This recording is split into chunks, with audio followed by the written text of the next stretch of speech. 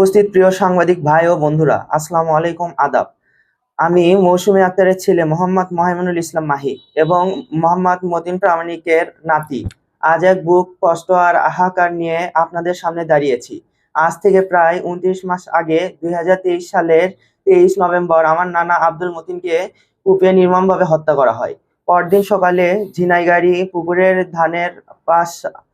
পাশের ধান ক্ষেত থেকে আমার নানার রক্তাক্ত লাশ উদ্ধার করা হয়েছিল। আজ 2.5 বছর হতে চললো, কিন্তু আমরা এখনো বিচার পেলাম না। খুনিরা আজও ধরা পড়েনি, বরং আমরা বিচারের আশায় দাঁড়ে দাঁড়ে ঘুরে এখন ক্লান্ত ও নিঃস্ব। প্রিয় সাংবাদিক ভাইয়েরা, আমার নানা বিশালপেট ইউনিয়ন বিএনপির 74 নম্বর সদস্য ছিলেন। তিনি জাতীয়তাবাদী দলের একজন একনিষ্ঠ কর্মী ছিলেন বলেই কি আজ আমাদের এই দশা? আপনারা জানেন, আমার নানা খুন হওয়ার মাত্র 8 দিন আগে 2023 সালের 15 নভেম্বর তৎকালীন পুলিশ প্রশাসন একটি গায়েবী মামলা করেছিল। সেই মামলায় বর্তমানে এমপি গোলাম মোহাম্মদ সিরাজ সহ বিএনপির শীর্ষ নেতাদের সাথে আমার নানাকেও 64 নম্বর আসামি করা হয়েছিল।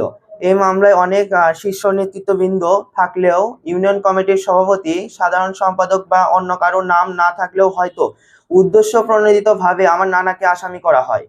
আমার নানা খুন হওয়ার পর আমরা ভেবেছিলাম ন্যায় বিচার পাবো, কিন্তু দীর্ঘ 29 মাসেও পুলিশ খুনিদের শনাক্ত বা গ্রেপ্তার করতে পারেনি। আমাদের অভিযোগগুলো খুব স্পষ্ট। খুনের পর 2.5 বছর পার হলেও পুলিশ কেন একজন খুনিকে গ্রেপ্তার করতে পারলো না?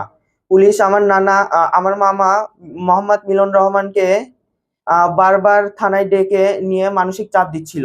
তারা এই রাজনৈতিক হত্যাকাণ্ডকে মাদক সংক্রান্ত বিরোধ বলে চালিয়ে দেওয়ার অপচেষ্টা করেছে। আমরা পরিষ্কার বলেছি, এমন কোনো ঘটনা ঘটেনি। পুলিশ আসলে আসল খুনিদের বাঁচাতে এই খুনের ঘটনাকে অন্যদিকে ঘোরাতে চেয়েছে। তাদের ইশারায় আসল খুনিরা আজও ধরা ছোঁয়ার বাইরে। মাননীয় প্রধানমন্ত্রী তারেক রহমানের কাছে আমাদের আকুল নিবেদন। জননেতা মাননীয় প্রধানমন্ত্রী তারেক রহমান, আপনি নির্যাতিত মানুষের ভরসা। আপনি সবসময় ন্যায়ের পক্ষে কথা বলেন।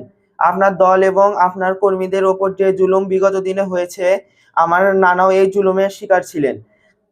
আজ আপনি দেশের প্রধানমন্ত্রী, আমাদের শেষ আশ্রয়স্থল।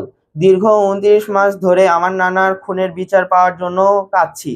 আমাদের পরিবার পুলিশি হয়রানিতে অতিষ্ঠ হয়েছে। মাননীয় প্রধানমন্ত্রী, আপনার কাছে আমার বিনীত অনুরোধ, আপনি নিজে এই বিষয়টি তদন্তের নির্দেশ দিন। আমরা চাই আমার নানার খুনিরা ধরা পড়ুক এবং তাদের কঠিন শাস্তি হোক। আমাদের মতো একজন সাধারণ কর্মী পরিবার যেন আপনার শাসনামলে ন্যায় বিচার পায়। প্রিয় সাংবাদিক ভাইরা, আপনারা সবসময় অন্যায়ের বিরুদ্ধে সোচ্চার। আপনাদের কাছে আমাদের অনুরোধ, আমার নানার এই বিচারহীনতার খবরটি আপনাদের লেখনীর মাধ্যমে প্রধানমন্ত্রীর দৃষ্টিতে পৌঁছে দিন। এই অসহায় পরিবারটির পাশে আপনারা একটু দাঁড়ান। ধন্যবাদ। মোহাম্মদ মোহাইমিনুল ইসলাম মাহি।